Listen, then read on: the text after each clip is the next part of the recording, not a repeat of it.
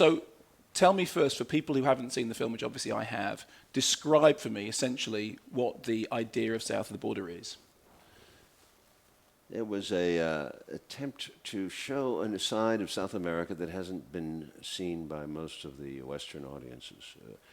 There's been changes in South America and Central America in the last 10 years that are radical, because they call it the economic experiments of the Reagan-Thatcher era backfired in those countries, and there was tremendous amount of dislocation and protests. The reform came from below. The people had enough. And there was protests in countries like Bolivia and Venezuela. And out of that turmoil came these new leaders, Chavez among them in Venezuela, Morales in Bolivia, Correa in Ecuador, the Kirchners, very turbulent in Argentina. They got control of their economy in spite of the International Monetary Fund, and they got rid of the power of that fund. In Brazil, Lula da Silva was a reform candidate, a labor union leader. All these people came from labor unions, priests. They were soldiers. They were people from the poorer sections of society, and they were concerned about keeping the profits in these countries in their countries and getting independence from, guess who? The United States, who have controlled the politics and economics of Latin and Central America for almost 100 years more, really. You begin the film with basically an explanation of the way in which most of these people are either misrepresented or completely ignored by the American media. There's a kind of comic section about somebody mixing up cocoa and cocaine. Yeah. Do you think that the way in which those leaders are portrayed in America, was that your prime interest? Because a lot of those people we won't have heard speaking candidly before. Yeah. No, I didn't realize that so much. I think it started as a road trip, really. I was doing rather light. I mean, in a sense, I went to see Hugo Chavez, who I'd known before, yeah. And I interviewed him, and he's a wonderful interview, and he's a charismatic figure. And he said, don't take my word for it in this country. Go and see the other countries in this region. We're all in this together. This is a continent that's waking up. He quoted Simon Bolivar. Yeah. And I did. I took. He made it easy access to the other 6 leaders in 6 countries, and I saw them. And it's definitely something going on. It has changed. Before, if you think about your own experience in Latin America, whenever a reform candidate would come along, the United States would basically remove them or pick them off because they came along as individuals, whether it was in Chile in 1973 or if it was Guatemala in 1954. Always constant. There was more than 50 attempts, 50 coups in that region by the United States to remove these people. So this is the first time they haven't been able to. They tried with Chavez. We make that point in the movie. Yeah. There's a depiction of the coup attempt in 2002 to remove him. And we have documents that show the United States was involved and knew about it up front and denied it. So Chavez has his own problems in the United States, but he has forgiven it and he moved ahead. He was trying to reach out to the American people. They want to be friends, but the United States doesn't like these people and don't want them to continue in power. You address head-on the issue that Chavez is regularly referred to as the dictator, as far as the American media is concerned. And obviously, if you go and speak to somebody who one section of the press thinks is a dictator, you're going to ruffle some feathers. Why do you think that label has stuck? Because you say clearly, human rights record isn't perfect, but there are people who have worse human rights records who we see as our best friends. You know, it's so silly. It's semantics. I mean, the word dictator is just misused because he's been elected 3 times, yes. Twice re-elected with transparent majorities and also transparent elections monitored by international organizations. Far more transparent than most of the elections of our allies in Latin America. So that issue is off the table. Human rights, there's no pattern of abuse. There's no systematic pattern. On the contrary, he's a supporter of the law. He's trying to do things democratically. It's very tough in a country which has emerged from years of benighted leadership like that to maintain the laws, and there's so much corruption. Every time there's an instance of some malfeasance, something does go wrong in these countries, we blow it up in our headlines and we make him the enemy. It is about the right trying to take Chavez down, saying it's Chavez, Chavez like Castro. They make him into an egomaniac. It's really a battle between the right and the left that's going on about control of resources, and the right will not give it up. Very ferocious opposition in Venezuela, Bolivia, all these countries. The press is privately owned by rich families. That's the end of the story. They make it impossible for change. They constantly are against reform, against any kind of thing that helps the people. So this is an ongoing battle that goes not only in South America, but all over the world, about America, the United States being against the interests of the poor people.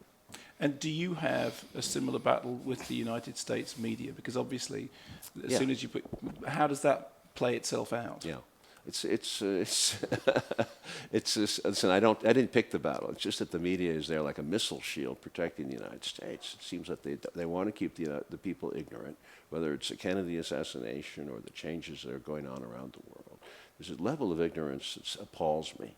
And I in my films, I do the best I can. They're obviously entertainments, and they're supposed to be fun. And I like movies, but movies can also be a way to raise the consciousness of people. Is there a fundamental difference between making the narrative movies and making documentaries? Oh yeah, certainly. A feature film, I approach it seriously. I do as much research as I can, but the ultimate aim is to make it entertaining. You don't tell the story unless you have some angle that makes it particularly gripping or tense, and those are factors. A documentary sometimes doesn't have that tension, but a documentary will go right to the facts. I mean, this is a gripping story to me, but it's not I don't see it as a narrative, because it takes years to make economic changes. These people have lifted their people from poverty. In Venezuela, they cut the rate 50%. The changes in the economy, nobody ever talks about the basics, like the Venezuelan economy boomed from 2003 to 2008. Poverty was cut 50%. Extreme poverty was cut 70%. Yeah. Argentina was considered bankrupt in 2002. Bankrupt. It was devalued. The peso was done. And Nestor Kirchner and Cristina, the Argentine economy revived, grew 62% in 5 years. So these issues are often like left aside as, quote, statistics and boring statistics. That's the tough part about making documentaries, because you don't want to give too many statistics. But documentaries are good for me as a filmmaker because they refresh my knowledge of life. Yeah. And I go out there into the field and I see real people, real leaders, and I get the feedback from them. But what's interesting is, even in the case of your feature films, a lot of the time when you've been criticised in the press, the criticisms have been factual issues rather than whether it's a good or a bad film. I mean, for example, if JFK comes out, or Nixon comes out, or World Trade Center comes out, people say, oh, well, we'll have a factual argument about it. It's like, even when you're making feature films, people are treating them as if they are documentary subjects. No, I'm judged, I think, by another standard now, and I don't know. I think that people have a hard time getting their description around me. I don't quite fall into an easy crack here. It's true. I do. If it's always fair and it's always not fair and balanced. I mean, the truth is, if the Chavez movie, for example, it would only be fair and balanced if it was critical of Chavez to some people. The word fair and balanced means what it does. It's not an objective word. Yeah. Am I supposed to interview 6 people in the street who hate Chavez? If I interviewed 3 that liked him and 3 that hate him, they'd still say there's an imbalance, that it wasn't accurate. You never can win.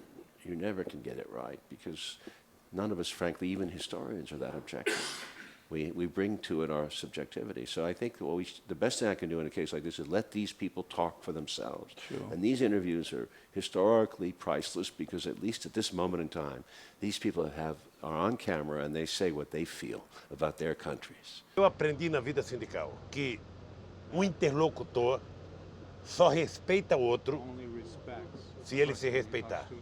Então, eu pessoalmente não tenho nenhum interesse de brigar com os Estados Unidos. A única coisa que eu quero é ser tratado em igualdade de condições. Quitamos a FMI,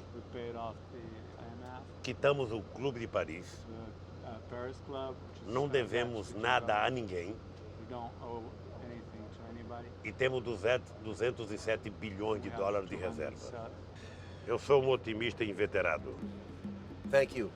Thank you. And if you would like to say anything to Hugo on the way out. My brother. This is my brother. You too. One of the things I like very much about the film is that you do hear those voices, and actually, from the point of view of your interviews, your questions are, they're short, they're concise, and the primary voices that we hear are their voices. Since you're known as somebody who has such a prominent voice yourself, is that a very different approach for you? I was the one critic was tearing me apart for saying it was my vanity trip. If anything, I thought I was pretty low key and kind of dull. Yeah. You can never win, but frankly, the way that you can get them to talk is because of who I am. I am a film director, and I'm not as threatening as a prosecuting journalist. I'm there and I'm saying, look, tell me what you think is going on and what's happening in your country. And it's a very mild approach. I think that's sometimes yields the best results. I still maintain the film that never got released in the United States, my film on Castro called Comandante. Yeah. It's one of the best interviews with Fidel because it allows him to speak, really allows him to speak in a very relaxed setting and ask some questions at the same time. Some of them are provocative, but it was labeled as a hagiography in the United States, a fawning softball. On the contrary, as a result of seeing that movie, you see a side of him that you never see. But I think we see a side of you that we haven't seen so much before, in that you have a reputation of being combative, but actually the primary register of South of the Border is you listening. There's an awful lot of you listening in it. Yeah, that's true. I think, if... Listen, Mark, you've been on the other, you know what's going on in the critical world. I mean, the movie critics in the United States in general, I would say, they can like the movie, but they will always say, well, I know that this is not the truth because it's Oliver Stone, therefore it's got to be some kind of agit propaganda. But still I enjoyed it because I learned things I didn't know. That would be the least they can give, and that's what they do. I've never gotten unqualified, like, wow, this really opened my eyes, because they know that I'm somehow holding something, cards in check. I don't think that's fair. Is that only in America that happens, or is that an international everywhere. experience? I think the Western media is been trained to doubt, the Western mind is so skeptical, given that it doubts the intentions of these leaders who have truly helped the people. They have not been corrupt candidates. They haven't taken the money for themselves. By comparison, the criticism is not, why is there not this major criticism of the regimes in Colombia or Mexico, or for that matter, Honduras? The coup in Honduras is a disgrace. And it went down recently. It went down right underneath our eyes. It's another story. It goes on and on. The United States did nothing. And 7 journalists have disappeared in Honduras. There's cases of torture and abuse and murder. And Colombia, people are being killed. So many people were killed in Colombia. That went by again. I don't know. It seems that only when we encounter a true reformer do we question, do we really look at it with close eyes, and then we become very critical of that reformer. What about on a personal level? Because one of the interesting things is that you seem to genuinely like the company of many of these people. At one point when you were talking to Chavez, you said, I've never seen so much energy in a room before, which is a big praise coming from you. Did you find that you personally liked the people that you met?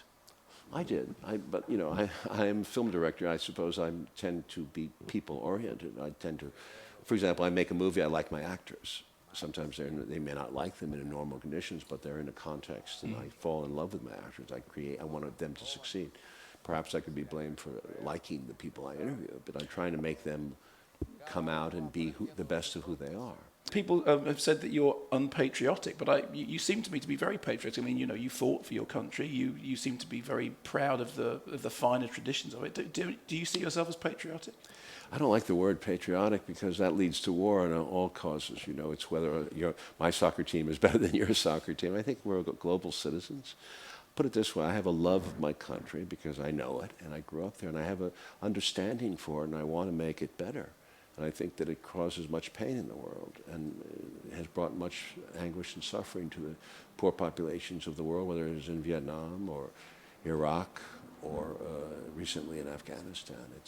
And in South America, too. So, we do have a role to play as responsible citizens.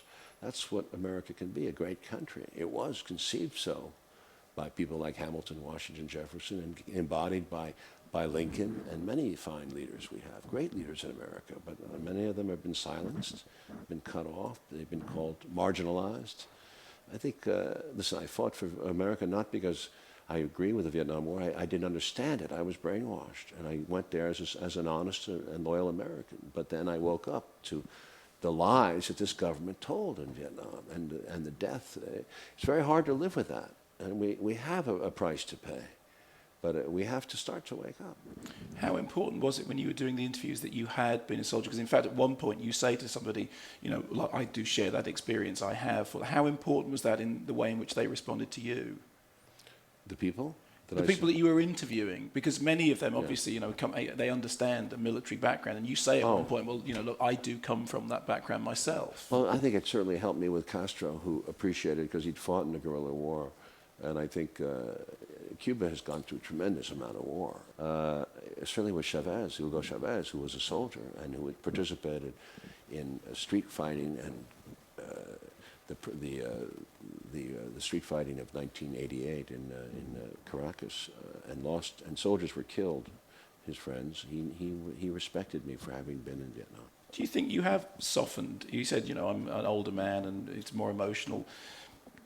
Are you getting softer in your? I don't say softer is a bad thing, but are you becoming mellower? Mellower. I think I'm becoming more patient with age, but I don't think the anger has subsided because if anything, you see clearer with age because you're older and you have more experience. So you can see through the cant and the nonsense. If anything, I see quicker. I can't read the same news reports that I read 20, 30 years ago and spend as much time going through them because I know it's garbage and it's just double talk. I don't believe the lies of leaders as easily. So no, I don't think mellow is the right word. Mellow would indicate acceptance. I think the world just needs, if you have a responsibility as an older person to bring back your experience to the world and give it back. And if you had to finish, you know, a message to give to young filmmakers who were interested in making documentary films, making films with a political substance, making films that actually have something to say. I mean, it seems to me that you've fought huge battles to do what you've done. Has it all been worth it? I think so. I mean, I'm here still. I'm doing it. I mean, I think I could retire and step outside and try to live selfishly for myself. I have nothing against that. It's nice to have a good life. But I do feel a commitment to staying in there and trying to make a difference.